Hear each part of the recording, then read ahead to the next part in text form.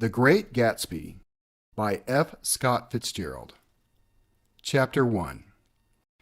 In my younger and more vulnerable years, my father gave me some advice that I've been turning over in my mind ever since.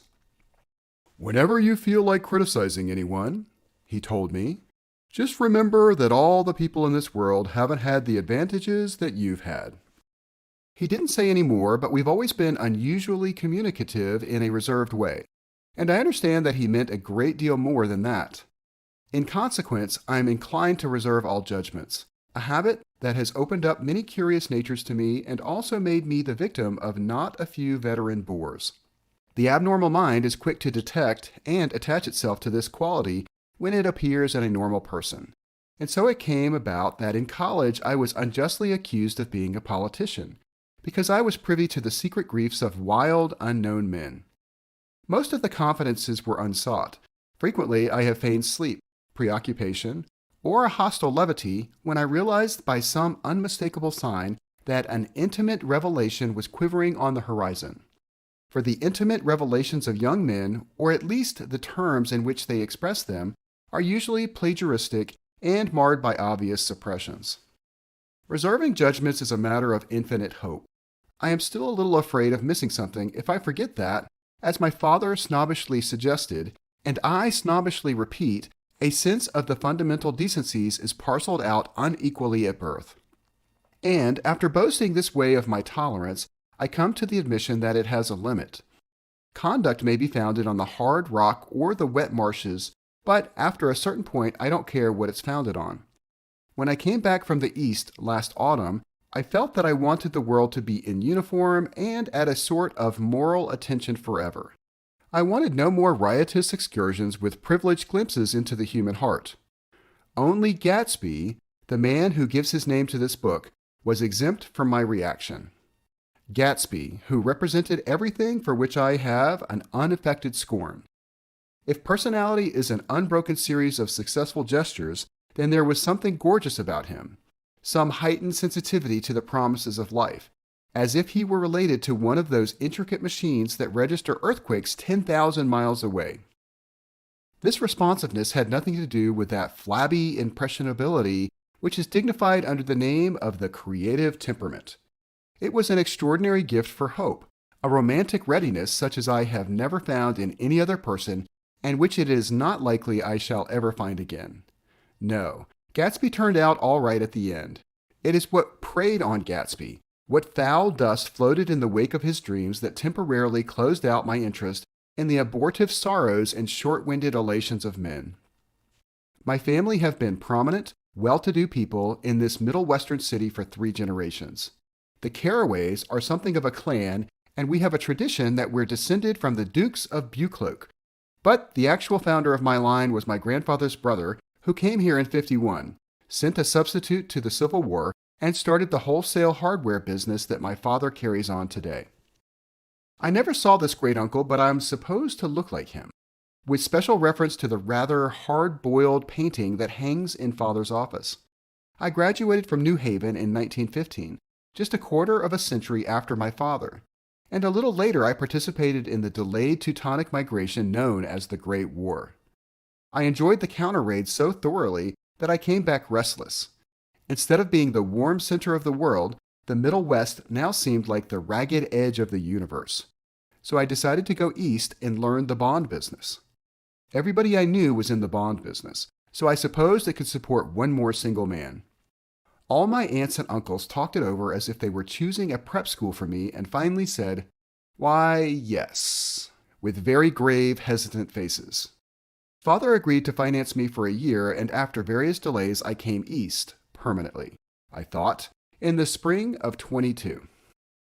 The practical thing was to find rooms in the city, but it was a warm season and I had just left a country of wide lawns and friendly trees. So when a young man at the office suggested that we take a house together in a commuting town, it sounded like a great idea.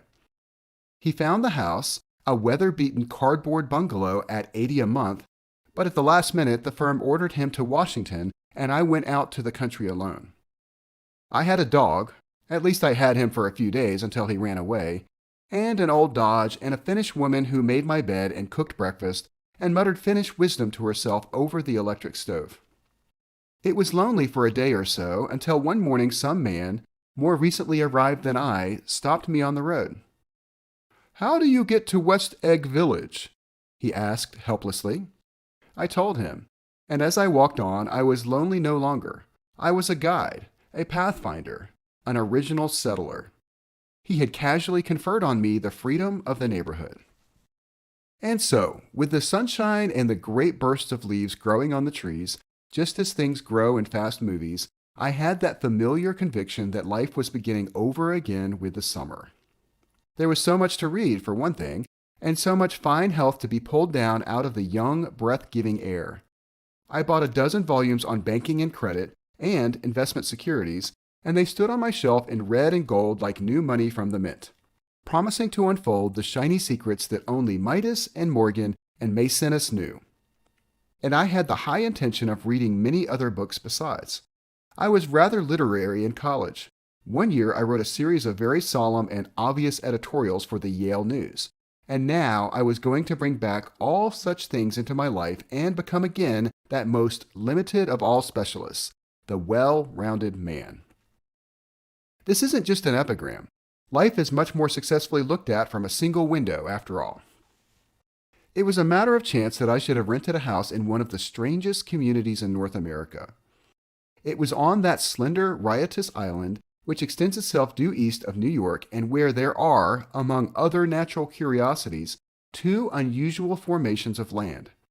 20 miles from the city, a pair of enormous eggs, identical in contour and separated only by a courtesy bay, jut out into the most domesticated body of salt water in the Western Hemisphere, the great wet barnyard of Long Island Sound. They are not perfect ovals. Like the egg in the Columbus story, they are both crushed flat at the contact end, but their physical resemblance must be a source of perpetual confusion to the gulls that fly overhead. To the wingless, a more arresting phenomenon is their dissimilarity in every particular except shape and size.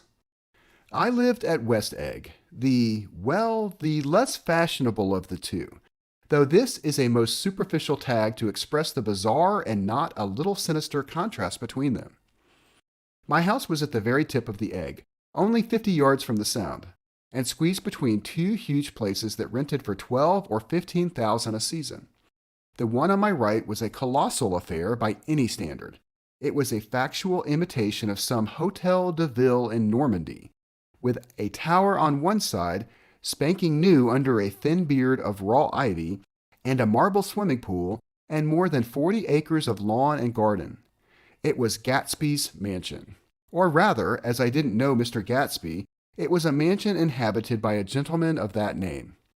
My own house was an eyesore, but it was a small eyesore, and it had been overlooked, so I had a view of the water, a partial view of my neighbor's lawn, and the consoling proximity of millionaires, all for $80 a month.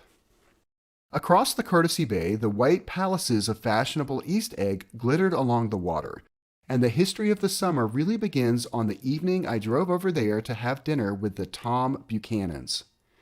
Daisy was my second cousin once removed, and I'd known Tom in college, and just after the war I spent 2 days with them in Chicago.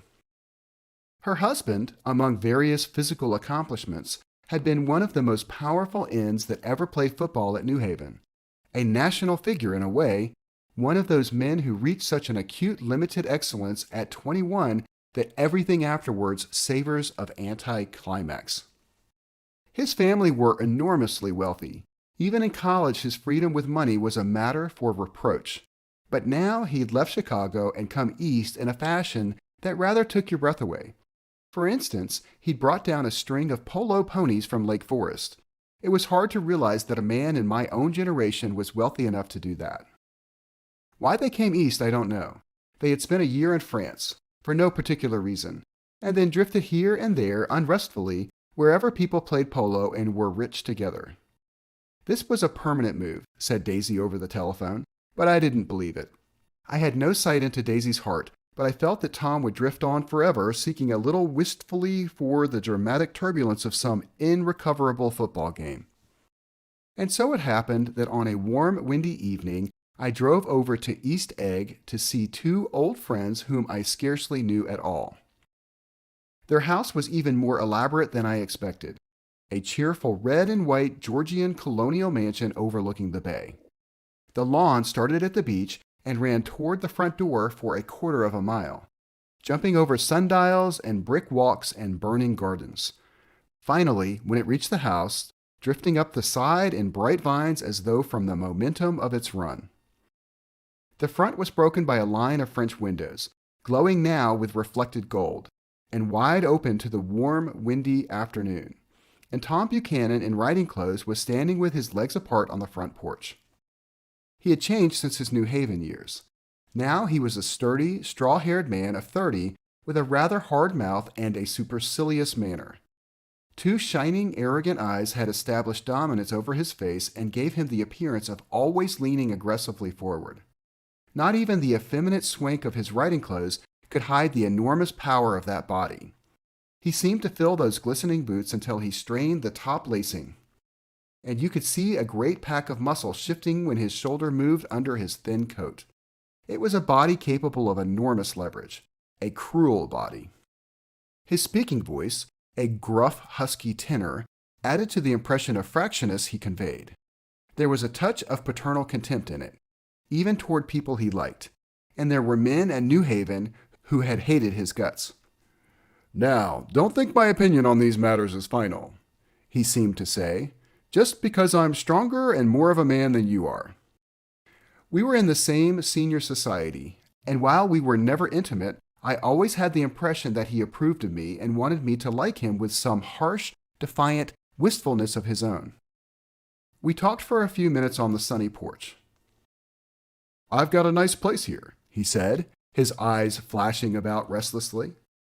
Turning me around by one arm, he moved a broad, flat hand across the front vista, including in its sweep a sunken Italian garden, a half-acre of deep, pungent roses, and a snub-nosed motorboat that bumped the tide offshore. "It belonged to Domain, the oil man." He turned me around again, politely and abruptly. "We'll go inside." We walked through a high hallway into a bright, rosy-colored space, fragilely bound into the house by French windows at either end. The windows were ajar and gleaming white against the fresh grass outside that seemed to grow a little way into the house. A breeze blew through the room, blew curtains in at one end and out the other like pale flags, twisting them up toward the frosted wedding cake of the ceiling, and then rippled over the wine-colored rug, making a shadow on it as wind does on the sea.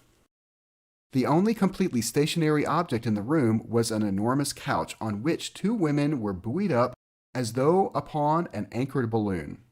They were both in white, and their dresses were rippling and fluttering as if they had just been blown back in after a short flight around the house. I must have stood for a few moments listening to the whip and snap of the curtains and the groan of a picture on the wall. Then there was a boom as Tom Buchanan shut the rear windows, and the caught wind died out about the room, and the curtains and the rugs and the two young women ballooned slowly to the floor. The younger of the two was a stranger to me. She was extended full length at her end of the divan, completely motionless and with her chin raised a little as if she were balancing something on it, which was quite likely to fall. If she saw me out of the corner of her eyes, she gave no hint of it. Indeed, I was almost surprised into murmuring an apology for having disturbed her by coming in. The other girl, Daisy, made an attempt to rise. She leaned slightly forward with a conscientious expression. Then she laughed, an absurd, charming little laugh, and I laughed too and came forward into the room. "I'm paralyzed with happiness." She laughed again, as if she said something very witty, and held my hand for a moment, looking up into my face, promising that there was no one in the world she so much wanted to see. That was a way she had. She hinted in a murmur that the surname of the balancing girl was Baker. I've heard it said that Daisy's murmur was only to make people lean toward her, an irrelevant criticism that made it no less charming. At any rate, Miss Baker's lips fluttered. She nodded at me almost imperceptibly, and then quickly tipped her head back again. The object she was balancing had obviously tottered a little and given her something of a fright. Again, a sort of apology arose to my lips. almost any exhibition of complete self-sufficiency draws a stunned tribute from me. I look back at my cousin, who began to ask me questions in her low, thrilling voice. It was the kind of voice that the ear follows up and down as if each speech is an arrangement of notes that will never be played again. Her face was sad and lonely with bright things in it, bright eyes and a bright, passionate mouth. But there was an excitement in her voice that men who had cared for her found difficult to forget. A singing compulsion, a whispered listen, a promise that she had done gay, exciting things just a while since, and that there were gay, exciting things hovering in the next hour. I told her how I had stopped off in Chicago for a day on my way east and how a dozen people had sent their love through me. "Do they miss me?" she cried ecstatically. "The whole town is desolate. All the cars have the left rear wheel painted black as a mourning wreath, and there's a persistent wail all night along the North Shore." "How gorgeous! Let's go back, Tom, tomorrow." Then she added irrelevantly, "You ought to see the baby." "I'd like to." "She's asleep. She's 2 years old. Haven't you ever seen her?" "Never." "Well, you ought to see her. She's—" Tom Buchanan, who had been hovering restlessly about the room, stopped and rested his hand on my shoulder. "What are you doing, Nick?" "I'm a bondman." "Who with?" I told him. "Never heard of them," he remarked decisively. This annoyed me. "You will," I answered shortly. "You will if you stay in the East." "Oh, I'll stay in the East, don't you worry," he said, glancing at Daisy and then back at me, as if he were alert for something more. "I'll be a goddamned fool to live anywhere else." At this point, Miss Baker said, "Absolutely," with such suddenness that I started. It was the first word she uttered since I came into the room. Evidently, it surprised her as much as it did me, for she yawned and with a series of rapid, deft movements stood up into the room. "I'm stiff," she complained. "I've been lying on that sofa for as long as I can remember." "Don't look at me," Daisy retorted. "I've been trying to get you to New York all afternoon." "No, thanks," said Miss Baker to the 4 cocktails just in from the pantry. "I'm absolutely in training." Her host looked at her incredulously. "You are?" He took down his drink as if it were a drop in the bottom of a glass. "How you ever get anything done is beyond me." I looked at Miss Baker, wondering what it was she got done. I enjoyed looking at her. She was a slender, small-breasted girl with an erect carriage, which she accentuated by throwing her body backward at the shoulders like a young cadet. Her gray, sun-strained eyes looked back at me with polite, reciprocal curiosity out of a wan, charming, discontented face. It occurred to me now that I had seen her, or a picture of her somewhere before. "You live in West Egg," she remarked contemptuously. "I know somebody there." "I don't know a single—" "You must know Gatsby." "Gatsby?" demanded Daisy. "What Gatsby?" Before I could reply that he was my neighbor, dinner was announced. Wedging his tense arm imperatively under mine, Tom Buchanan compelled me from the room as though he were moving a checker to another square. Slenderly, languidly, their hands set lightly on their hips, the 2 young women preceded us out onto a rosy-colored porch open toward the sunset where 4 candles flickered on the table in the diminished wind. "Why candles?" objected Daisy, frowning. She snapped them out with her fingers. "In 2 weeks, it'll be the longest day in the year." She looked at us all radiantly. "Do you always watch for the longest day of the year and then miss it?" "I always watch for the longest day in the year and then miss it." "We ought to plan something," yawned Miss Baker, sitting down at the table as if she were getting into bed. "All right," said Daisy. "What'll we plan?" She turned to me helplessly. "What do people plan?" Before I could answer, her eyes fastened with an awed expression on her little finger. "Look," she complained. "I heard it." We all looked. The knuckle was black and blue. "You did it, Tom," she said accusingly. "I know you didn't mean to, but you did do it. That's what I get for marrying a brute of a man, a great big hulking physical specimen of a—" "I hate that word hulking," objected Tom crossly, "even in kidding." "Hulking," insisted Daisy. Sometimes she and Miss Baker talked at once, unobtrusively and with a bantering inconsequence that was never quite chatter, that was as cool as their white dresses and their impersonal eyes in the absence of all desire. They were here, and they accepted Tom and me, making only a polite, pleasant effort to entertain or to be entertained. They knew that presently dinner would be over, and a little later the evening too would be over, and casually put away. It was sharply different from the West, where an evening was hurried from phase to phase toward its close in a continually disappointed anticipation, or else in sheer nervous dread of the moment itself. "You make me feel uncivilized, Daisy," I confessed on my second glass of corky but rather impressive claret. "Can't you talk about crops or something?" I meant nothing in particular by this remark, but it was taken up in an unexpected way. "Civilization's going to pieces," broke out Tom violently. "I've gotten to be terribly pessimistic about things. Have you read The Rise of the Colored Empires by this man Goddard?" "Why, no," I answered, rather surprised by his tone. "Well, it's a fine book, and everybody ought to read it. The idea is, if we don't look out, the white race will be utterly submerged. It's all scientific stuff. It's been proved." "Tom's getting very profound," said Daisy, with an expression of unthoughtful sadness. "He reads deep books with long words in them. What was that word we—" "Well, these books are all scientific," insisted Tom, glancing at her impatiently. "This fellow has worked out the whole thing. It's up to us, who are the dominant race, to watch out, or these other races will have control of things." "We've got to beat them down," whispered Daisy, winking ferociously toward the fervent sun. "You ought to live in California," began Miss Baker, but Tom interrupted her by shifting heavily in his chair. "This idea is that we're Nordics. I am, and you are, and—" After an infinitesimal hesitation, he included Daisy with a slight nod, and she winked at me again. "And we've produced all the things that go to make civilization. Oh, science and art and all that. Do you see?" There was something pathetic in his concentration, as if his complacency, more acute than of old, was not enough to him any more. When almost immediately the telephone rang inside and the butler left the porch, Daisy seized upon the momentary interruption and leaned toward me. "I'll tell you a family secret," she whispered enthusiastically. "It's about the butler's nose. Do you want to hear about the butler's nose?" "That's why I came over tonight." "Well, he wasn't always a butler. He used to be the silver polisher for some people in New York that had a silver service for 200 people. He had to polish it from morning till night until finally it began to affect his nose." "Things went from bad to worse," suggested Miss Baker. "Yes, things went from bad to worse until finally he had to give up his position."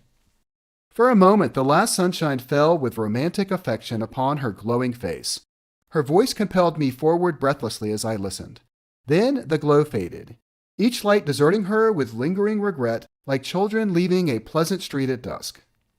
The butler came back and murmured something close to Tom's ear, whereupon Tom frowned, pushed back his chair, and without a word went inside. As if his absence quickened something within her, Daisy leaned forward again, her voice glowing and singing. "I love to see you at my table, Nick. You remind me of a rose, an absolute rose, doesn't he?" She turned to Miss Baker for confirmation. "An absolute rose?" This was untrue. I am not even faintly like a rose. She was only extemporizing, but a stirring warmth flowed from her as if her heart was trying to come out to you concealed in one of those breathless, thrilling words. Then suddenly, she threw her napkin on the table and excused herself and went into the house. Miss Baker and I exchanged a short glance consciously devoid of meaning. I was about to speak when she sat up alertly and said, "Shh," in a warning voice. A subdued, impassioned murmur was audible in the room beyond, and Miss Baker leaned forward, unashamed, trying to hear. The murmur trembled on the verge of coherence, sank down, mounted excitedly, and then ceased altogether. "This Mr. Gatsby you spoke of is my neighbor," I said. "Don't talk. I want to hear what happens." "Is something happening?" I inquired innocently. "You mean to say you don't know?" said Miss Baker, honestly surprised. "I thought everybody knew." "I don't." "Why," she said hesitantly, Tom's got some woman in New York." "Got some woman?" I repeated blankly. Miss Baker nodded. "She might have the decency not to telephone him at dinner time. Don't you think?" Almost before I had grasped her meaning, there was the flutter of a dress and the crunch of leather boots, and Tom and Daisy were back at the table. "It couldn't be helped," cried Daisy with tense gaiety. She sat down, glanced searchingly at Miss Baker and then at me, and continued. "I looked outdoors for a minute, and it was very romantic outdoors. There's a bird on the lawn that I think must be a nightingale come over on the Cunard or White Star line. He's singing away." Her voice sang. "It's romantic, isn't it, Tom?" "Very romantic," he said, and then miserably to me, "If it's light enough after dinner, I want to take you down to the stables." The telephone rang inside, startlingly, and as Daisy shook her head decisively at Tom, the subject of the stables, in fact all subjects, vanished into air. Among the broken fragments of the last 5 minutes at the table, I remember the candles being lit again, pointlessly, and I was conscious of wanting to look squarely at everyone and yet to avoid all eyes. I couldn't guess what Daisy and Tom were thinking, but I doubt if even Miss Baker, who seemed to have mastered a certain hearty skepticism, was able utterly to put this fifth guest's shrill metallic urgency out of mind. To a certain temperament, the situation might have seemed intriguing. My own instinct was to telephone immediately for the police. The horses, needless to say, were not mentioned again. Tom and Miss Baker, with several feet of twilight between them, strolled back into the library, as if to a vigil beside a perfectly tangible body. While trying to look pleasantly interested and a little deaf, I followed Daisy around a chain of connecting verandas to the porch in front. In its deep gloom, we sat down side by side on a wicker settee. Daisy took her face in her hands, as if feeling its lovely shape, and her eyes moved gradually out into the velvet dusk. I saw that turbulent emotions possessed her, so I asked what I thought would be some sedative questions about her little girl. "We don't know each other very well, Nick," she said suddenly. "Even if we are cousins, you didn't come to my wedding." "I wasn't back from the war." "That's true," she hesitated. "Well, I've had a very bad time, Nick, and I'm pretty cynical about everything." Evidently, she had reason to be. I waited, but she didn't say any more, and after a moment I returned rather feebly to the subject of her daughter. "I suppose she talks, and eats, and everything?" "Oh, yes." She looked at me absently. "Listen, Nick, let me tell you what I said when she was born. Would you like to hear?" "Very much." "It'll show you how I've gotten to feel about things." "Well, she was less than an hour old, and Tom was God knows where. I woke up out of the ether with an utterly abandoned feeling and asked the nurse right away if it was a boy or a girl. She told me it was a girl, and so I turned my head away and wept. 'All right,' I said, 'I'm glad it's a girl. And I hope she'll be a fool. That's the best thing a girl can be in this world, a beautiful little fool.' You see, I think everything's terrible anyhow," she went on in a convinced way. "Everybody thinks so, the most advanced people, and I know. I've been everywhere and seen everything and done everything." Her eyes flashed around her in a defiant way, rather like Tom's, and she laughed with thrilling scorn. "Sophisticated. God, I'm sophisticated." The instant her voice broke off, ceasing to compel my attention, my belief, I felt the basic insincerity of what she had said. It made me uneasy, as though the whole evening had been a trick of some sort to exact a contributory emotion from me. I waited, and sure enough, in a moment she looked at me with an absolute smirk on her lovely face, as if she had asserted her membership in a rather distinguished secret society to which she and Tom belonged. Inside, the crimson room bloomed with light. Tom and Miss Baker sat at either end of the long couch, and she read aloud to him from the Saturday Evening Post. The words, murmurous and uninflected, running together in a soothing tune. The lamplight, bright on his boots and dull on the autumn leaf yellow of her hair, glinted along the paper as she turned a page with a flutter of slender muscles in her arms. When we came in, she held us silent for a moment with a lifted hand. "To be continued," she said, tossing the magazines on the table. "In our very next issue." Her body asserted itself with a restless movement of her knee, and she stood up. 10 o'clock, she remarked, apparently finding the time on the ceiling. "Time for this good girl to go to bed." "Jordan's going to play in the tournament tomorrow," explained Daisy, "over at Westchester." "Oh, you're Jordan Baker." I knew now why her face was familiar. Its pleasing, contemptuous expression had looked out at me from many rotogravure pictures of the sporting life at Asheville and Hot Springs and Palm Beach. I had heard some story of her too, a critical, unpleasant story, but what it was I had forgotten long ago. "Good night," she said softly. "Wake me at 8, won't you?" "If you'll get up." "I will. Good night, Mr. Carraway. See you anon." "Of course you will," confirmed Daisy. "In fact, I think I'll arrange a marriage. Come over often, Nick, and I'll sort of, fling you together. You know, lock you up accidentally in linen closets and push you out to sea in a boat, and all that sort of thing." "Good night," called Miss Baker from the stairs. "I haven't heard a word." "She's a nice girl," said Tom after a moment. "They oughtn't to let her run around the country this way." "Who oughtn't to?" inquired Daisy coldly. "Her family." "Her family is one aunt about 1,000 years old. Besides, Nick's going to look after her, aren't you, Nick? She's going to spend lots of weekends out here this summer. I think the home influence will be very good for her." Daisy and Tom looked at each other for a moment in silence. "Is she from New York?" I asked quickly. "From Louisville. Our white girlhood was passed together there. Our beautiful white—" "Did you give Nick a little heart-to-heart talk on the veranda?" demanded Tom suddenly. "Did I?" She looked at me. "I can't seem to remember, but I think we talked about the Nordic race. Yes, I'm sure we did. It sort of crept up on us, and first thing you know—" "Don't believe everything you hear, Nick," he advised me.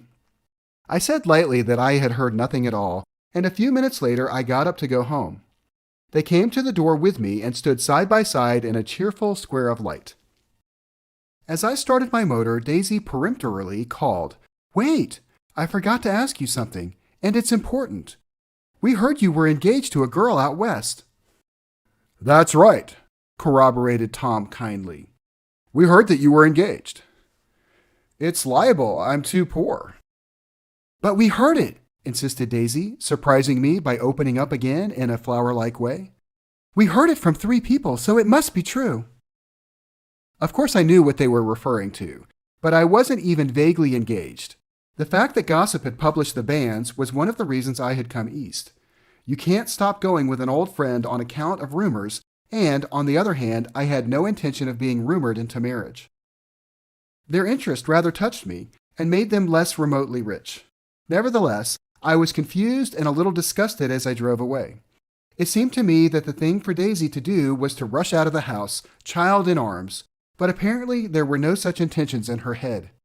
As for Tom, the fact that he had some woman in New York was really less surprising than that he had been depressed by a book. Something was making him nibble at the edge of stale ideas, as if his sturdy physical egotism no longer nourished his peremptory heart.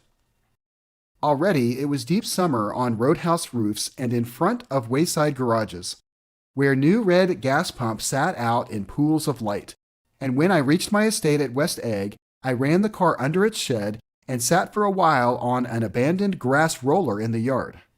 The wind had blown off, leaving a loud, bright night with wings beating in the trees and a persistent organ sound as the full bellows of the earth blew the frogs full of life. The silhouette of a moving cat wavered across the moonlight, and turning my head to watch it, I saw that I was not alone. 50 feet away, a figure had emerged from the shadow of my neighbor's mansion and was standing with his hands in his pockets, regarding the silver pepper of the stars. Something in his leisurely movements and the secure position of his feet upon the lawn suggested that it was Mr. Gatsby himself, come out to determine what share was his of our local heavens. I decided to call to him. Miss Baker had mentioned him at dinner, and that would do for an introduction. But I didn't call to him, for he gave a sudden intimation that he was content to be alone. He stretched out his arms towards the dark waters in a curious way, and far as I was from him, I could have sworn he was trembling. Involuntarily, I glanced seaward, and distinguished nothing except a single green light, minute and far away, that might have been the end of a dock. When I looked once more for Gatsby, he had vanished, and I was alone again in the unquiet darkness. Chapter 2. About halfway between West Egg and New York, the motor road hastily joins the railroad and runs beside it for a quarter of a mile, so as to shrink away from a certain desolate area of land.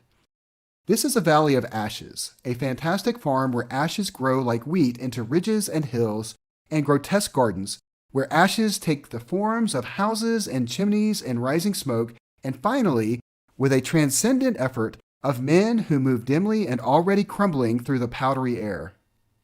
Occasionally, a line of gray cars crawls along an invisible track, giving out a ghastly creak and comes to rest. And then immediately the ash-gray men swarm up with leaden spades and stir up an impenetrable cloud which screens their obscure operations from your sight. But above the gray land and the spasms of bleak dusk which drift endlessly over it, you perceive, after a moment, the eyes of Dr. T.J. Eckelberg. The eyes of Dr. T.J. Eckelberg are blue and gigantic. Their retinas are 1 yard high. They look out of no face, but instead from a pair of enormous yellow spectacles which pass over a non-existent nose. Evidently, some wild wag of an oculist set them there to fatten his practice in the borough of Queens, and then sank down himself into eternal blindness or forgot them and moved away. But his eyes, dimmed a little by many paintless days under sun and rain, brood on over the solemn dumping ground. The Valley of Ashes is bounded on one side by a small foul river, and when the drawbridge is up to let barges through, the passengers on waiting trains can stare at the dismal scene for as long as half an hour. There is always a halt there of at least a minute, and it was because of this that I first met Tom Buchanan's mistress. The fact that he had one was insisted upon wherever he was known. His acquaintances resented the fact that he turned up in popular restaurants with her, and, leaving her at a table, sauntered about, chatting with whomsoever he knew. Though I was curious to see her, I had no desire to meet her, but I did. I went up to New York with Tom on the train one afternoon, and when we stopped by the ash heaps, he jumped to his feet and, taking hold of my elbow, literally forced me from the car. "We're getting off," he insisted. "I want you to meet my girl." I think he'd tanked up a good deal at luncheon, and his determination to have my company bordered on violence. The supercilious assumption was that on Sunday afternoon I had nothing better to do. I followed him over a low whitewashed railroad fence, and we walked back 100 yards along the road under Dr. Eckelberg's persistent stare. The only building in sight was a small block of yellow brick sitting on the edge of the wasteland, a sort of compact main street ministering to it and contiguous to absolutely nothing. One of the 3 shops it contained was for rent, and another was an all-night restaurant approached by a trail of ashes. The third was a garage, repairs, George B. Wilson, cars bought and sold, and I followed Tom inside. The interior was unprosperous and bare. The only car visible was the dust-covered wreck of a Ford which crouched in a dim corner. It had occurred to me that this shadow of a garage must be a blind, and that sumptuous and romantic apartments were concealed overhead when the proprietor himself appeared in the door of an office, wiping his hands on a piece of waste. He was a blond, spiritless man, anemic and faintly handsome. When he saw us, a damp gleam of hope sprang into his light blue eyes. "Hello, Wilson, old man," said Tom, slapping him jovially on the shoulder. "How's business?" "I can't complain," answered Wilson unconvincingly. "When are you going to sell me that car?" "Next week. I've got my man working on it now." "Works pretty slow, don't he?" "No, he doesn't," said Tom coldly. "And if you feel that way about it, maybe I'd better sell it somewhere else after all." "I don't mean that," explained Wilson quickly. "I just meant—" His voice faded off, and Tom glanced impatiently around the garage. Then I heard footsteps on a stairs, and in a moment the thickish figure of a woman blocked out the light from the office door. She was in the middle 30s and faintly stout, but she carried her surplus flesh sensuously, as some women can. Her face, above a spotted dress of dark blue crepe de chine, contained no facet or gleam of beauty, but there was an immediately perceptible vitality about her, as if the nerves of her body were continually smoldering. She smiled slowly, and walking through her husband as if he were a ghost, shook hands with Tom, looking him flush in the eye. Then she wet her lips, and without turning around, spoke to her husband in a soft, coarse voice. "Get some chairs, why don't you, so somebody can sit down?" "Oh, sure," agreed Wilson hurriedly, and went toward the little office, mingling immediately with the cement color of the walls. A white ashen dust veiled his dark suit and his pale hair as it veiled everything in the vicinity, except his wife, who moved close to Tom. "I want to see you," said Tom intently. "Get on the next train." "All right." "I'll meet you by the newsstand on the lower level." She nodded and moved away from him just as George Wilson emerged with 2 chairs from his office door. We waited for her down the road and out of sight. It was a few days before the 4th of July, and a gray, scrawny Italian child was setting torpedoes in a row along the railroad track. "Terrible place, isn't it?" said Tom, exchanging a frown with Dr. Eckelberg. "Awful. It does her good to get away." "Doesn't her husband object?" "Wilson? He thinks she goes to see her sister in New York. He's so dumb he doesn't know he's alive." So Tom Buchanan and his girl and I went up together to New York. Or not quite together, for Mrs. Wilson sat discreetly in another car. Tom deferred that much to the sensibilities of those East Eggers who might be on the train. She had changed her dress to a brown-figured muslin, which stretched tight over her rather wide hips as Tom helped her to the platform in New York. At the newsstand, she bought a copy of Town Tattle and a moving picture magazine, and in the station drugstore some cold cream and a small flask of perfume. Upstairs, in the solemn, echoing drive, she let 4 taxicabs drive away before she selected a new one, lavender-colored with gray upholstery, and in this we slid out from the mass of the station into the glowing sunshine. But immediately she turned sharply from the window and, leaning forward, tapped on the front glass. "I want to get one of those dogs," she said earnestly. "I want to get one for the apartment. They're nice to have, a dog." We backed up to a gray old man who bore an absurd resemblance to John D. Rockefeller. In a basket swung from his neck cowered a dozen very recent puppies of an indeterminate breed. "What kind are they?" asked Mrs. Wilson eagerly as she came to the taxi window. "All kinds. What kind do you want, lady?" "I'd like to get one of those police dogs. I don't suppose you got that kind." The man peered doubtfully into the basket, plunged in his hand, and drew one up, wriggling by the back of the neck. "That's no police dog," said Tom. "No, it's not exactly a police dog," said the man with disappointment in his voice.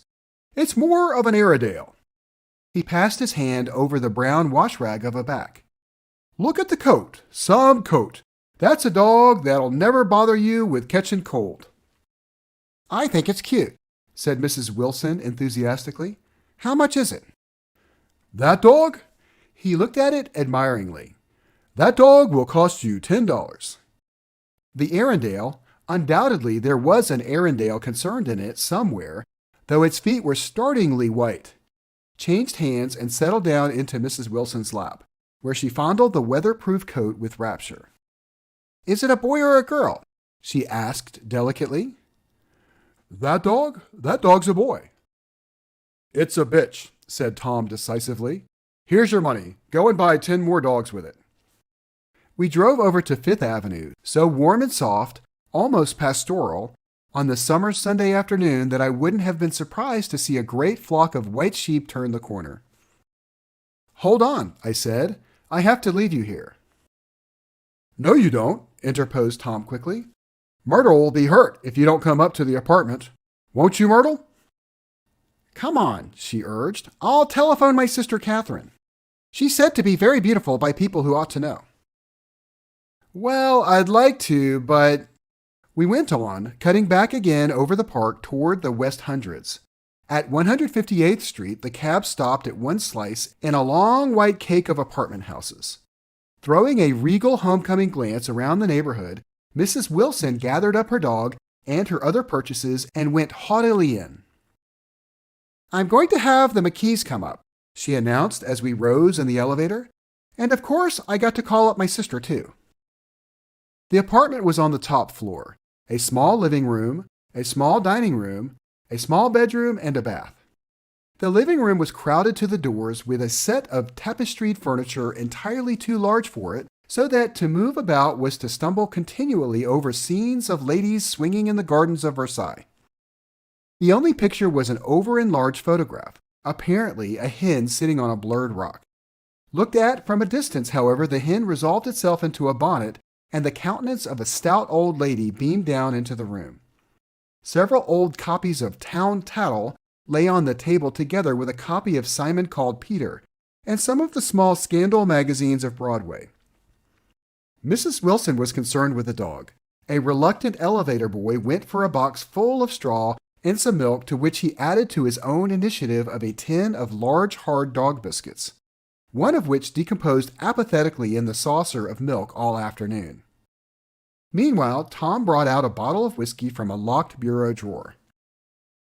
"I have been drunk just twice in my life, and the second time was that afternoon, so everything that happened has a dim, hazy cast over it, although until after 8 o'clock the apartment was full of cheerful sun."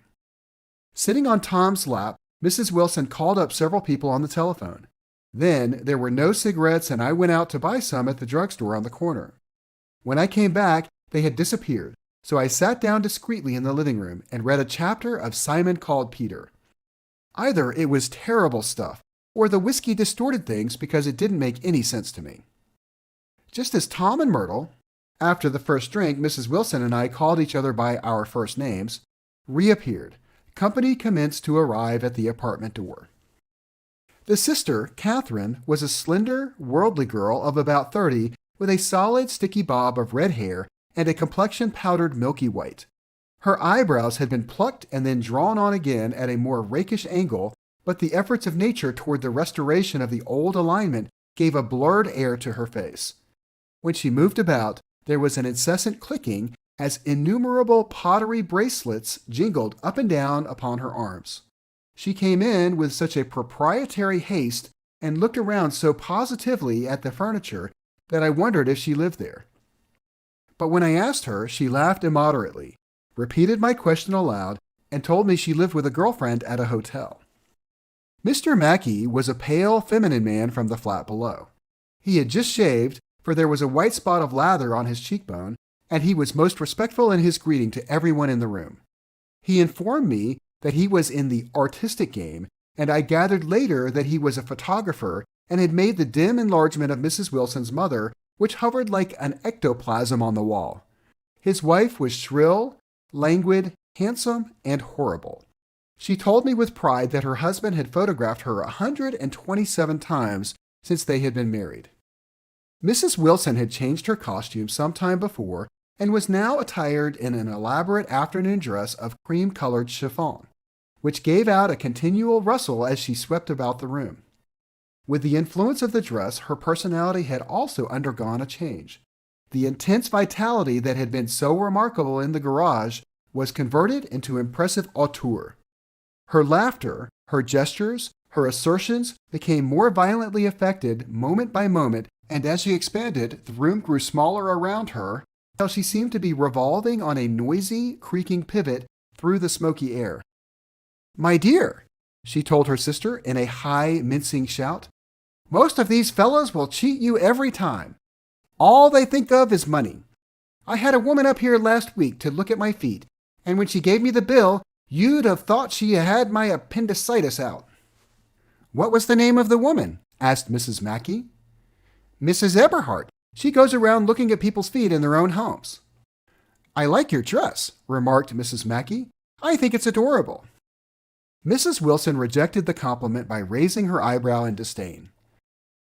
"It's just a crazy old thing," she said. "I just slip it on sometimes when I don't care what I look like." "But it looks wonderful on you, if you know what I mean," pursued Mrs. Mackey. "If Chester could only get you in that pose, I think he could make something of it."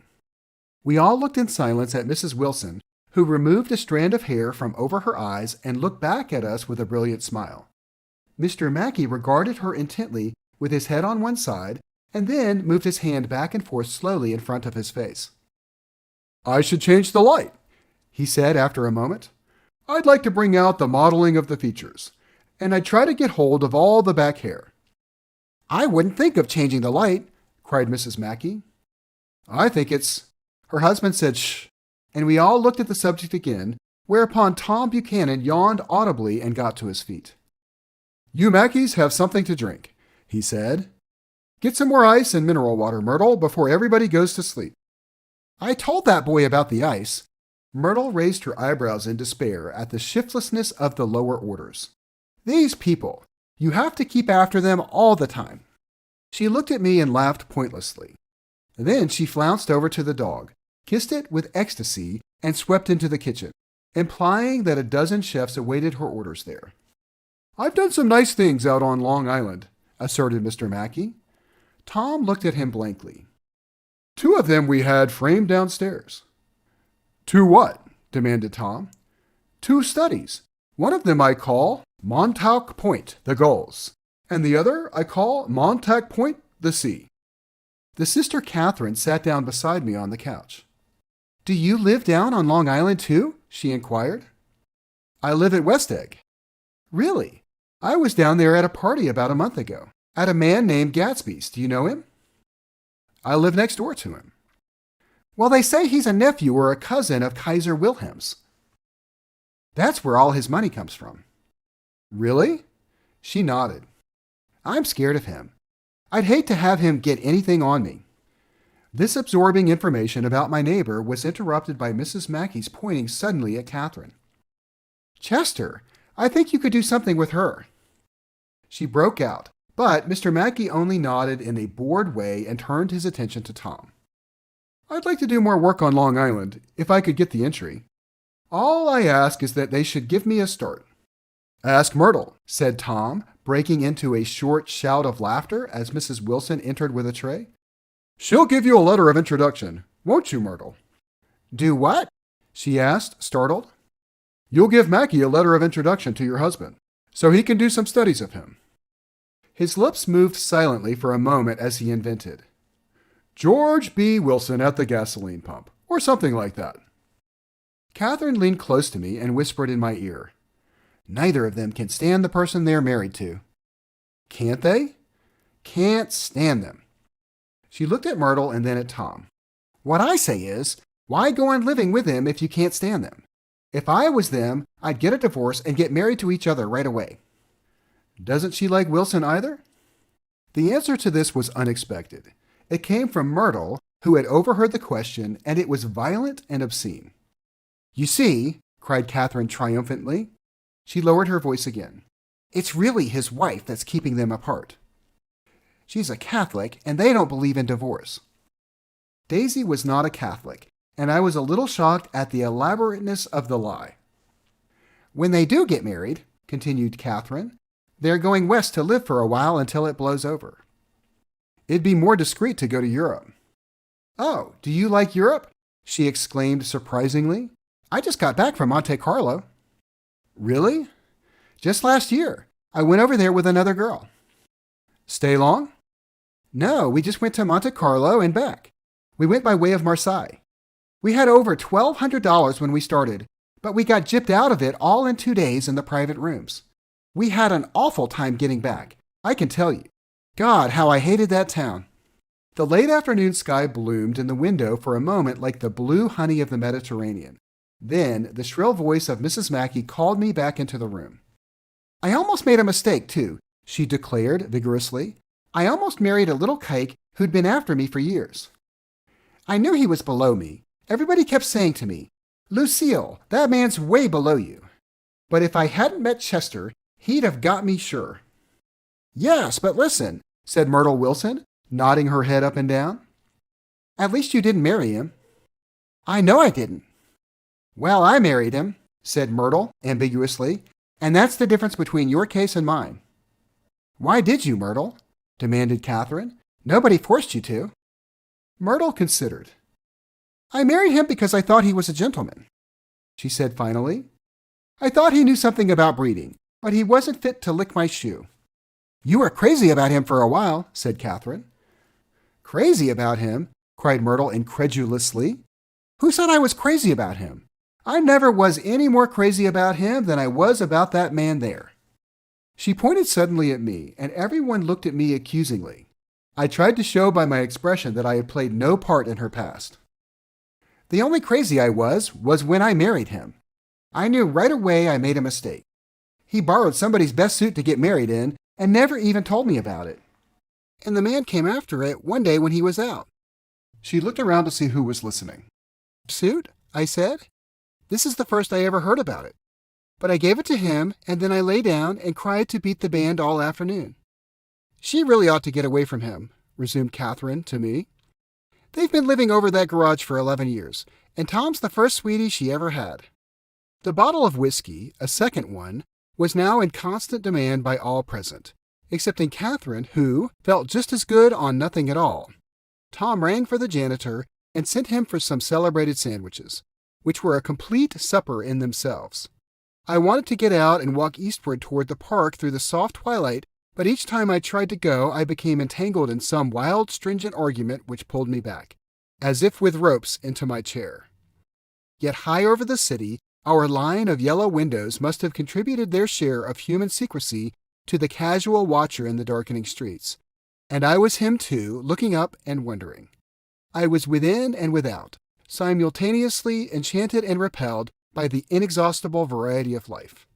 Myrtle pulled her chair close to mine, and suddenly her warm breath poured over me the story of her first meeting with Tom.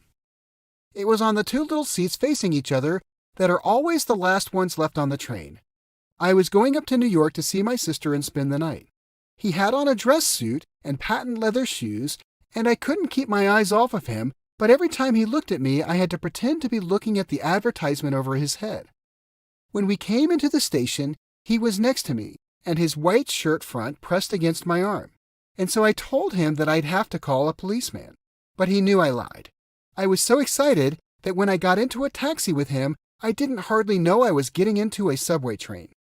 All I kept thinking about over and over was, "You can't live forever. You can't live forever." She turned to Mrs. Mackey, and the room rang full of her artificial laughter.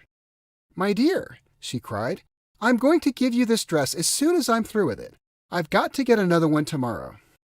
I'm going to make a list of things I've got to get.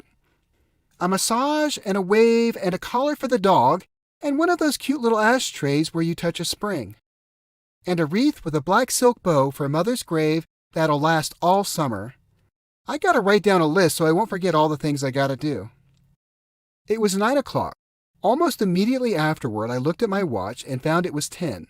Mr. Mackey was asleep on a chair with his fists clenched in his lap, like a photograph of a man of action. Taking out my handkerchief, I wiped from his cheek the remains of the spot of dried lather that had worried me all the afternoon. The little dog was sitting on the table, looking with blind eyes through the smoke, and from time to time groaning faintly.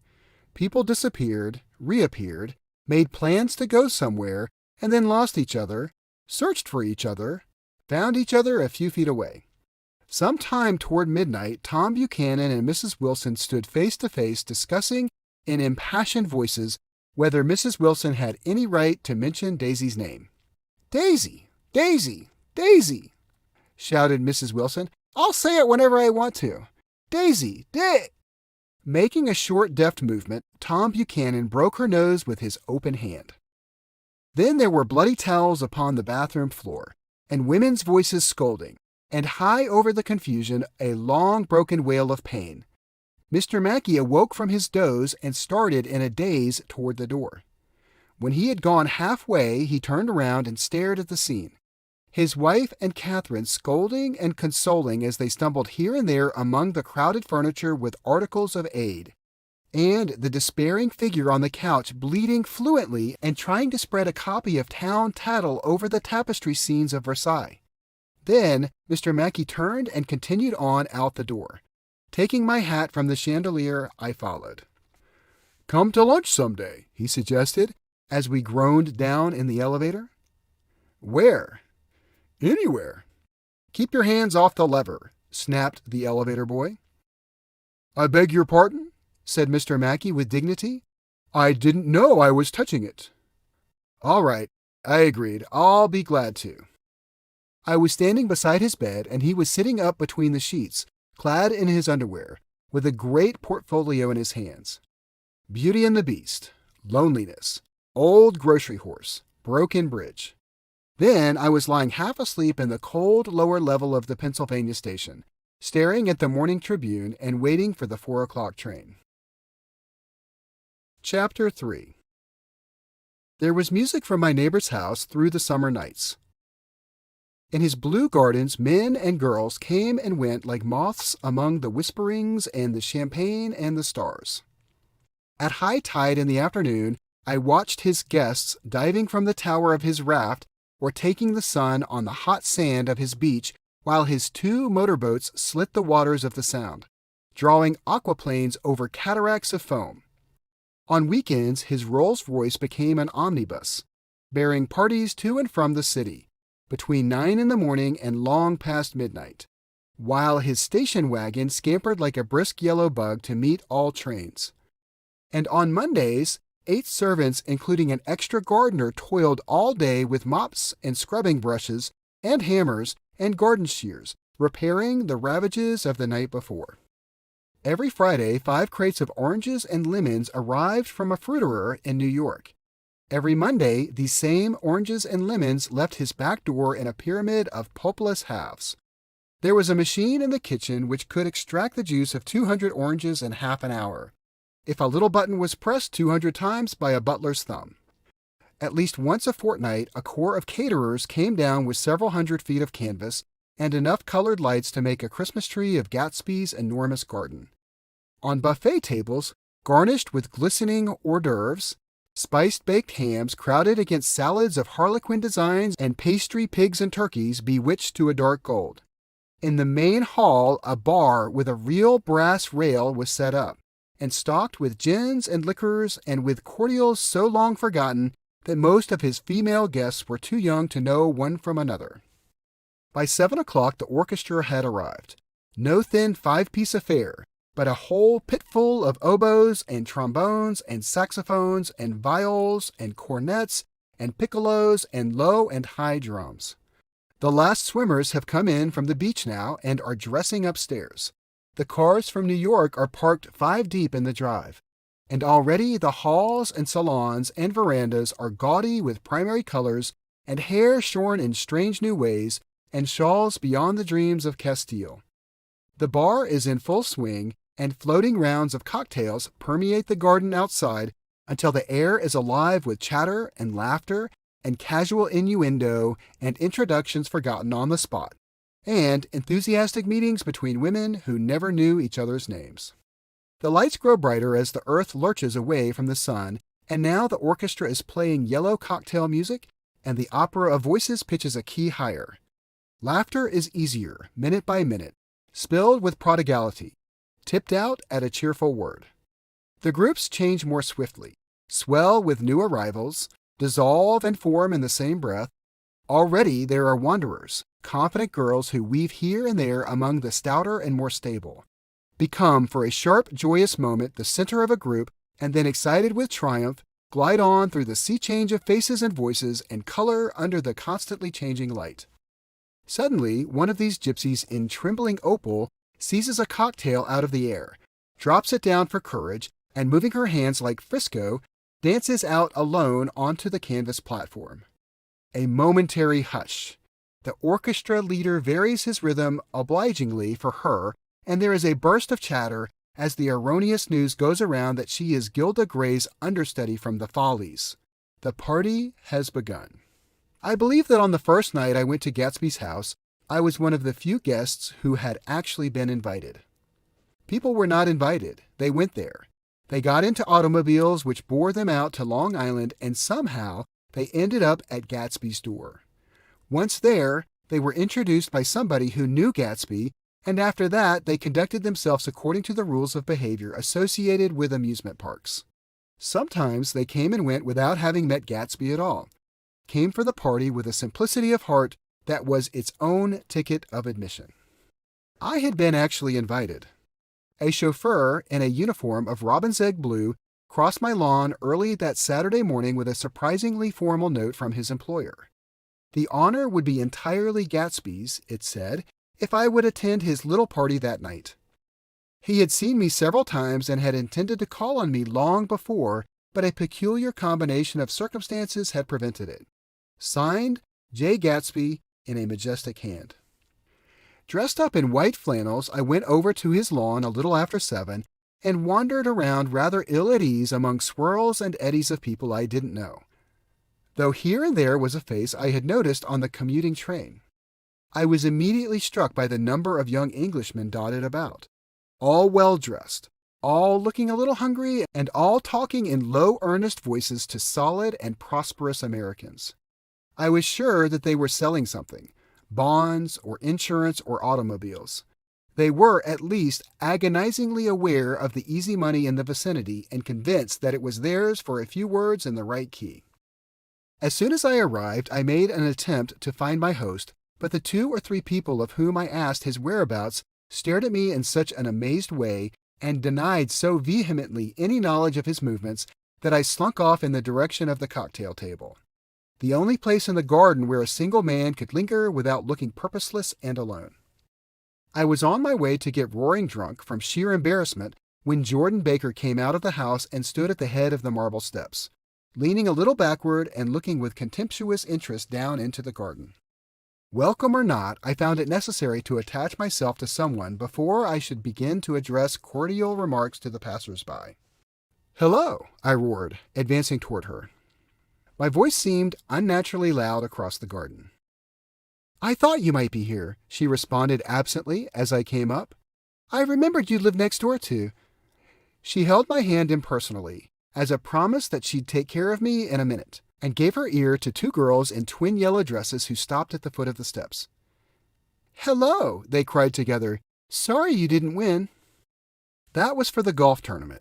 She had lost in the finals the week before. "You don't know who we are," said one of the girls in yellow, "but we met you here about a month ago." "You've dyed your hair since then," remarked Jordan. And I started, but the girls had moved casually on, and her remark was addressed to the premature moon, produced like the supper, no doubt, out of a caterer's basket. With Jordan's slender golden arm resting in mine, we descended the steps and sauntered about the garden. A tray of cocktails floated at us through the twilight, and we sat down at a table with the 2 girls in yellow and 3 men, each one introduced to us as Mr. Mumble. "Do you come to these parties often?" inquired Jordan of the girl beside her. "The last one was the one I met you at," answered the girl in an alert, confident voice. She turned to her companion. "Wasn't it for you, Lucille?" It was for Lucille, too. "I like to come," Lucille said. "I never care what I do, so I always have a good time. When I was here last, I tore my gown on a chair, and he asked me my name and address. Inside of a week, I got a package from Croyer's with a new evening gown in it." "Did you keep it?" asked Jordan. "Sure I did. I was going to wear it tonight, but it was too big in the bust and had to be altered. It was a gas blue with lavender beads. $265. "There's something funny about a fellow that'll do a thing like that," said the other girl eagerly. "He doesn't want any trouble with anybody." "Who doesn't?" I inquired. "Gatsby, somebody told me." The 2 girls and Jordan leaned together confidentially. "Somebody told me they thought he killed a man once." A thrill passed over all of us. The 3 Mr. Mumbles bent forward and listened eagerly. "I don't think it's so much that," argued Lucille skeptically. "It's more that he was a German spy during the war." One of the men nodded in confirmation. "I heard that from a man who knew all about him. Grew up with him in Germany," he assured us positively. "Oh, no," said the first girl. "It couldn't be that, because he was in the American Army during the war." As our credulity switched back to her, she leaned forward with enthusiasm. "You look at him sometimes when he thinks nobody's looking at him. I'll bet he killed a man." She narrowed her eyes and shivered. Lucille shivered. We all turned and looked around for Gatsby. It was testimony to the romantic speculation he inspired that there were whispers about him from those who found little that it was necessary to whisper about in this world. The first supper, there would be another one after midnight, was now being served, and Jordan invited me to join her own party, who were spread around a table on the other side of the garden. There were 3 married couples and Jordan's escort, a persistent undergraduate given to violent innuendo and obviously under the impression that sooner or later Jordan was going to yield him up per person to a greater or lesser degree. Instead of rambling, this party had preserved a dignified homogeneity and assumed to itself the function of representing the staid nobility of the countryside. East Egg condescending to West Egg, and carefully on guard against its spectroscopic gaiety. "Let's get out," whispered Jordan, after a somehow wasteful and inappropriate half hour. "This is much too polite for me." We got up, and she explained that we were going to find the host. I had never met him, she said, and it was making me uneasy. The undergraduate nodded in a cynical, melancholy way. The bar, where we glanced first, was crowded, but Gatsby was not there. She couldn't find him from the top of the steps, and he wasn't on the veranda.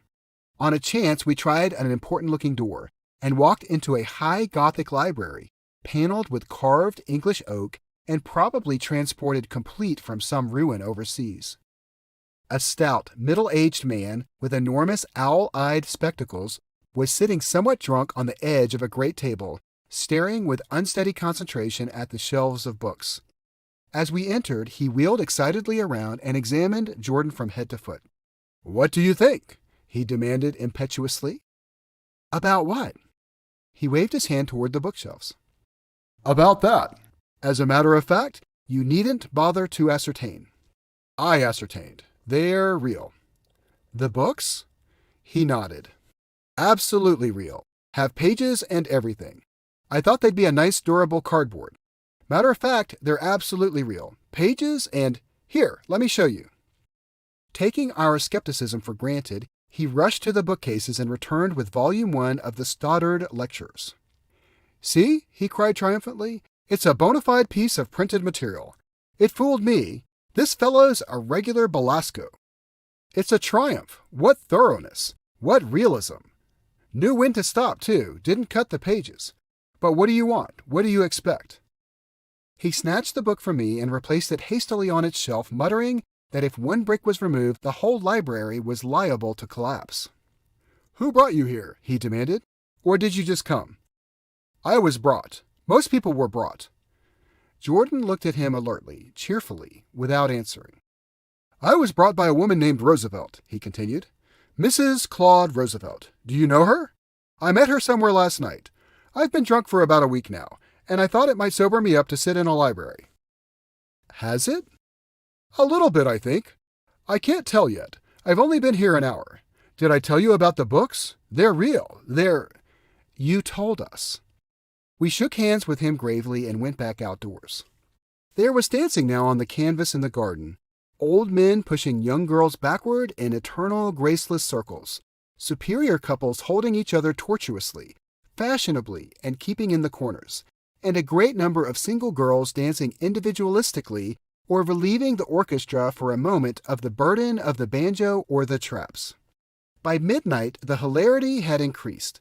A celebrated tenor had sung in Italian, and a notorious contralto had sung in jazz, and between the numbers people were doing stunts all over the garden, while happy, vacuous bursts of laughter rose toward the summer sky. A pair of stage twins, who turned out to be the girls in yellow, did a baby act in costume, and champagne was served in glasses bigger than finger bowls. The moon had risen higher, and floating in the south was a triangle of silver scales, trembling a little to the stiff, tiny drip of the banjos on the lawn. I was still with Jordan Baker. We were sitting at a table with a man of about my age and a rowdy little girl who gave way upon the slightest provocation to uncontrollable laughter. I was enjoying myself now. I had taken 2 finger bowls of champagne, and the scene had changed before my eyes into something significant, elemental, and profound. At a lull in the entertainment, the man looked at me and smiled. "Your face is familiar," he said, politely. "Weren't you in the 3rd Division during the war?" "Why, yes, I was in the 9th Machine Gun Battalion." "I was in the 7th Infantry until June 1918. "I knew I'd seen you somewhere before." We talked for a moment about some wet, gray little villages in France. Evidently, he lived in this vicinity, for he told me that he had just bought a hydroplane and was going to try it out in the morning. Want to go with me, old sport? Just near the shore along the Sound. What time? Any time that suits you best. It was on the tip of my tongue to ask his name when Jordan looked around and smiled. Having a gay time now? She inquired. Much better. I turned again to my new acquaintance. This is an unusual party for me. I haven't even seen the host. I live over there. I waved my hand at the invisible hedge in the distance, and this man Gatsby sent over his chauffeur with an invitation. For a moment he looked over at me as if he failed to understand. I'm Gatsby, he said suddenly. What? I exclaimed. Oh, I beg your pardon. I thought you knew, old sport. I'm afraid I'm not a very good host. He smiled understandingly, much more than understandingly. It was one of those rare smiles with a quality of eternal reassurance in it, that you may come across 4 or 5 times in life. It faced, or seemed to face, the whole external world for an instant, and then concentrated on you with an irresistible prejudice in your favor. It understood you just as far as you wanted to be understood, believed in you just as you would like to believe in yourself, and assured you that it had precisely the impression of you that, at your best, you hoped to convey. Precisely at that point, it vanished, and I was looking at an elegant young roughneck, a year or 2 over 30, whose elaborate formality of speech just missed being absurd. Some time before he introduced himself, I'd got a strong impression that he was picking his words with care. Almost at the moment when Mr. Gatsby identified himself, a butler hurried toward him with the information that Chicago was calling him on the wire. He excused himself with a small bow that included each of us in turn. If you want anything, just ask for it, old sport, he urged me. Excuse me, I will rejoin you later. When he was gone, I turned immediately to Jordan, constrained to assure her of my surprise. I had expected that Mr. Gatsby would be a florid and corpulent person in his middle years. Who is he? I demanded. Do you know? He's just a man named Gatsby. Where is he from, I mean, and what does he do? Now you're started on the subject, she answered with a wan smile. Well, he told me once he was an Oxford man. A dim background started to take shape behind him, but at her next remark it faded away. However, I don't believe it. Why not? I don't know, she insisted. I just don't think he went there. Something in her tone reminded me of the other girls' I think he killed a man, and had the effect of stimulating my curiosity. I would have accepted without question the information that Gatsby sprang from the swamps of Louisiana or from the Lower East Side of New York. That was comprehensible. But young men didn't, at least in my provincial inexperience I believe they didn't, drift coolly out of nowhere and buy a palace on Long Island Sound. Anyhow, he gives large parties, said Jordan, changing the subject with an urbane distaste for the concrete. And I like large parties. They're so intimate. At small parties there isn't any privacy. There was the boom of a bass drum, and the voice of the orchestra leader rang out suddenly above the echolalia of the garden. Ladies and gentlemen, he cried, at the request of Mr. Gatsby, we are going to play for you Mr. Vladimir Tostof's latest work, which attracted so much attention at Carnegie Hall last May. If you read the papers, you know there was a big sensation. He smiled with jovial condescension and added, some sensation. Whereupon everybody laughed. The piece is known, he concluded lustfully, as Vladimir Tostof's Jazz History of the World. The nature of Mr. Tostof's composition eluded me, because just as it began, my eyes fell on Gatsby, standing alone on the marble steps and looking from one group to another with approving eyes. His tanned skin was drawn attractively tight on his face, and his short hair looked as though it were trimmed every day. I could see nothing sinister about him. I wondered if the fact that he was not drinking helped him to set off from his guests, for it seemed to me that he grew more correct as the fraternal hilarity increased. When the Jazz History of the World was over, girls were putting their heads on men's shoulders in a puppyish, convivial way. Girls were swooning backward playfully into men's arms, even into groups, knowing that someone would arrest their falls. But no one swooned backward on Gatsby, and no French bob touched Gatsby's shoulder, and no singing quartets were formed with Gatsby's head for one link. "I beg your pardon?" Gatsby's butler was suddenly standing beside us. "Mrs. Baker?" he inquired. "I beg your pardon, but Mr. Gatsby would like to speak to you alone." "With me?" she exclaimed in surprise. "Yes, madame." She got up slowly, raising her eyebrows at me in astonishment, and followed the butler toward the house. I noticed that she wore her evening dress, all her dresses, like sports clothes. There was a jauntiness about her movements as if she had first learned to walk upon golf courses on clean, crisp mornings. I was alone, and it was almost 2. For some time confused and intriguing sounds had issued from a long, many-windowed room which overhung the terrace. Eluding Jordan's undergraduate, who was now engaged in an obstetrical conversation with 2 chorus girls, and who implored me to join him, I went inside. The large room was full of people. One of the girls in yellow was playing the piano, and beside her stood a tall, red-haired young lady from a famous chorus, engaged in song. She had drunk a quantity of champagne, and during the course of her song she had decided ineptly that everything was very, very sad. She was not only singing, she was weeping too.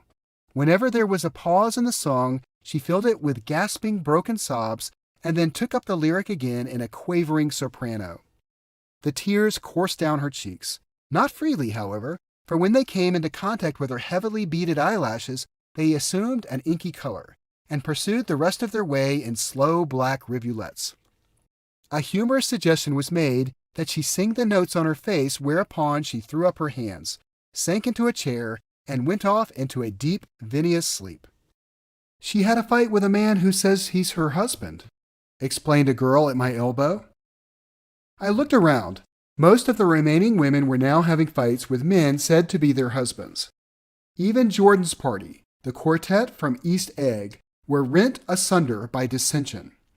One of the men was talking with curious intensity to a young actress, and his wife, after attempting to laugh at the situation in a dignified and indifferent way, broke down entirely and resorted to flank attacks. At intervals, she appeared suddenly at his side like an angry diamond and hissed, "You promised!" into his ear. The reluctance to go home was not confined to wayward men. The hall was at present occupied by 2 deplorably sober men and their highly indignant wives. The wives were sympathizing with each other in slightly raised voices. "Whenever he sees I'm having a good time, he wants to go home." "Never heard of anything so selfish in my life. We're always the first ones to leave. So are we." "Well, we're almost the last tonight," said one of the men sheepishly. "The orchestra left half an hour ago." In spite of the wives' agreement that such malevolence was beyond credibility, the dispute ended in a short struggle, and both wives were lifted, kicking into the night. As I waited for my hat in the hall, the door of the library opened, and Jordan Baker and Gatsby came out together. He was saying some last word to her, but the eagerness in his manner tightened abruptly into formality as several people approached him to say goodbye. Jordan's party were calling impatiently to her from the porch, but she lingered for a moment to shake hands. "I've just heard the most amazing thing," she whispered. "How long were we in there?"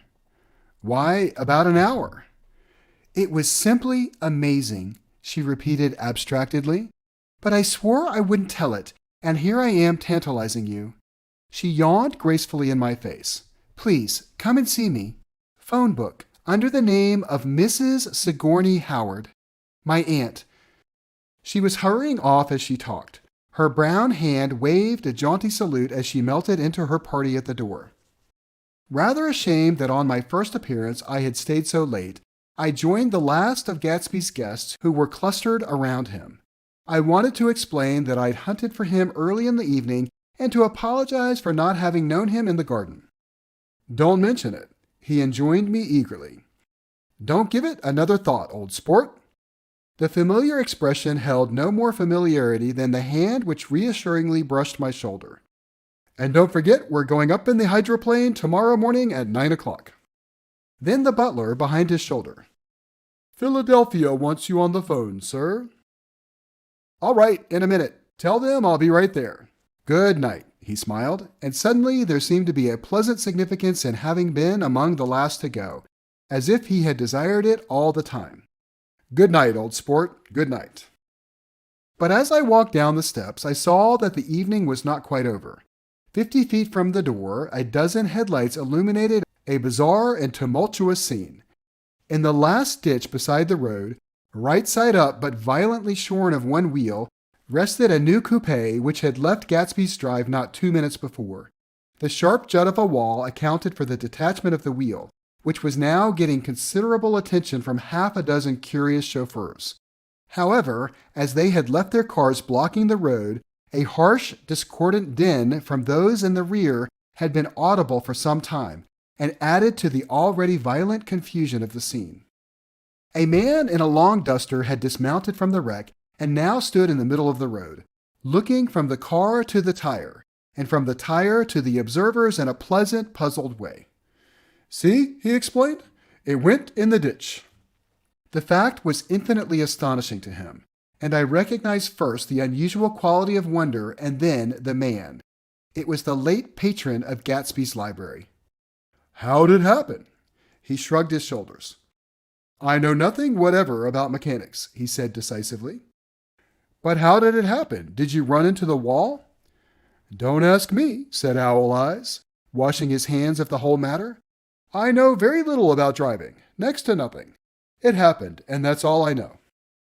Well, if you're a poor driver, you oughtn't to try driving at night. But I wasn't even trying, he explained indignantly. I wasn't even trying. An awed hush fell upon the bystanders. Do you want to commit suicide? You're lucky it was just a wheel, a bad driver, and not even trying. You don't understand, explained the criminal. I wasn't driving. There's another man in the car. The shock that followed this declaration found voice in a sustained "Ah!" as the door of the coupe swung slowly open. The crowd, it was now a crowd, stepped back involuntarily, and when the door had opened wide, there was a ghostly pause. Then, very gradually, part by part, a pale, dangling individual stepped out of the wreck, pawing tentatively at the ground with a large, uncertain dancing shoe.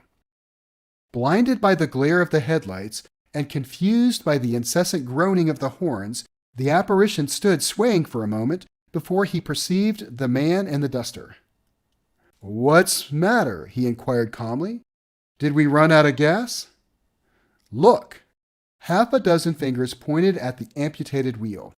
He stared at it for a moment and then looked upward as though he suspected that it had dropped from the sky. It came off, someone explained. He nodded. At first I didn't notice we'd stopped.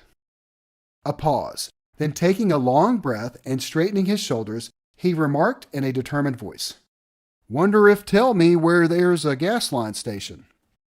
At least a dozen men, some of them little better off than he was, explained to him that the wheel and car were no longer joined by any physical bond.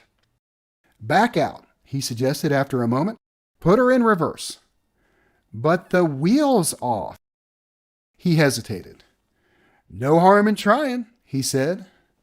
The caterwauling horns had reached a crescendo, and I turned away and cut across the lawn toward home.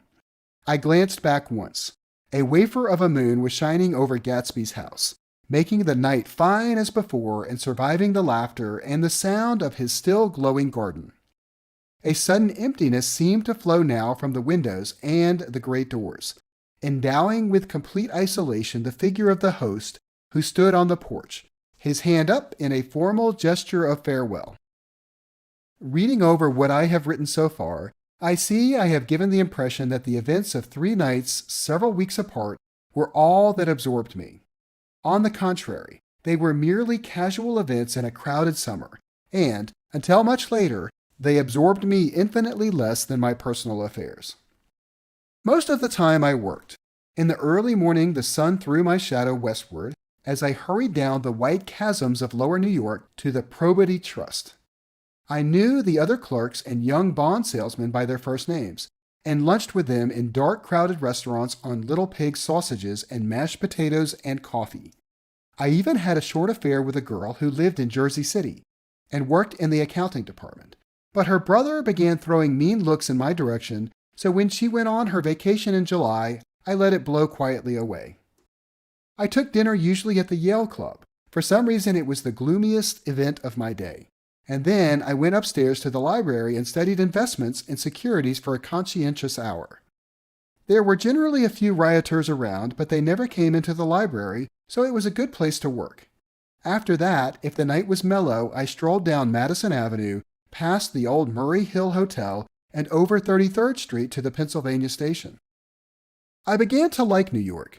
The racy, adventurous feel of it at night, and the satisfaction that the constant flicker of men and women and machines gives to the restless eye.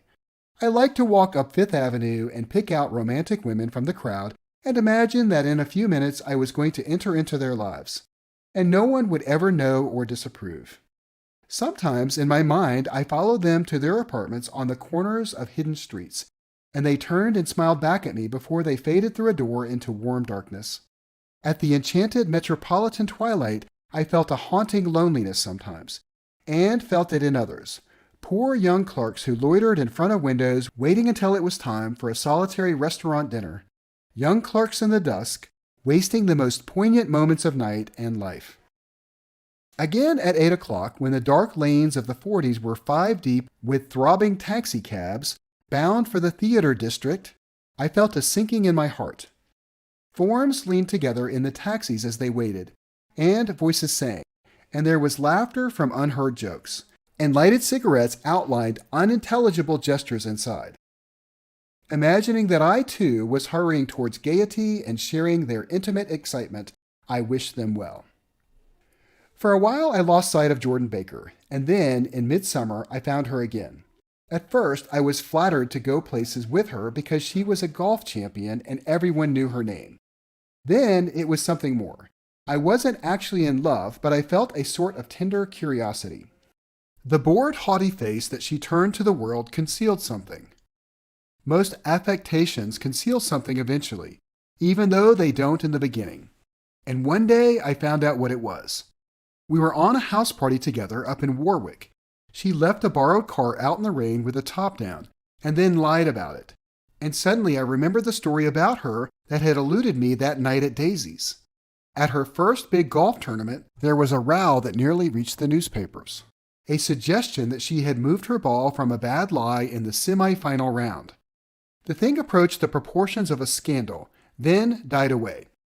A caddy retracted his statement, and the only other witness admitted that he might have been mistaken. The incident and the name had remained together in my mind. Jordan Baker instinctively avoided clever, shrewd men, and now I saw that this was because she felt safer on a plane where any divergence from a code would be thought impossible. She was incurably dishonest. She wasn't able to endure being at a disadvantage, and given this unwillingness, I suppose she had begun dealing in subterfuges when she was very young in order to keep that cool, insolent smile turned to the world and yet satisfy the demands of her hard, jaunty body. It made no difference to me. Dishonesty in a woman is a thing you never blame deeply. I was casually sorry, and then I forgot. It was on that same house party that we had a curious conversation about driving a car. It started because she passed so close to some workmen that our fender flicked a button on one man's coat. "You're a rotten driver," I protested. "Either you ought to be more careful or you oughtn't to drive at all." "I am careful." "No, you're not." "Well, other people are," said she lightly. "What's that got to do with it?" "They'll keep out of my way," she insisted. "It takes two to make an accident." "Suppose you met somebody just as careless as yourself." "I hope I never will," she answered. "I hate careless people." "That's why I like you." Her gray, sun-strained eyes stared straight ahead, but she had deliberately shifted our relations, and for a moment I thought I loved her. But I am slow thinking and full of interior rules that act as brakes on my desires, and I knew that first I had to get myself definitely out of that tangle back home. I'd been writing letters once a week and signing them. "Love, Nick." And all I could think of was how, when that certain girl played tennis, A faint mustache of perspiration appeared on her upper lip. Nevertheless, there was a vague understanding that had to be tactfully broken off before I was free. Everyone suspects himself of at least one of the cardinal virtues, and this is mine. I am one of the few honest people that I have ever known.